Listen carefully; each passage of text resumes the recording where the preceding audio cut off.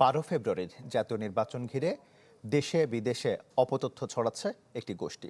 এমনটি জানিয়ে তা মোকাবেলায় জাতিসংঘের মানবাধিকার কার্যালয়ের সহযোগিতা চেয়েছেন প্রধান উপদেষ্টা ডক্টর মোহাম্মদ ইউনূস।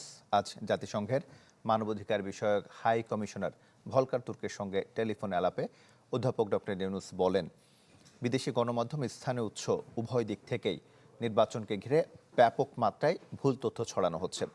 বলেন, সামাজিক যোগাযোগ মাধ্যমে মিথ্যা সংবাদ, গুজব ও কল্পনা ছড়িয়ে দেওয়া হচ্ছে। এর প্রভাব নির্বাচন প্রক্রিয়ার উপর পড়তে পারে বলেও উদ্বেগ জানান অধ্যাপক ইউনূস। এ ধরনের বিভ্রান্তি মোকাবেলায় জাতিসংঘের মানবাধিকার কার্যালয় বাংলাদেশকে প্রয়োজনীয় সহায়তা দেবে বলেও জানান ভলকার তুর্ক।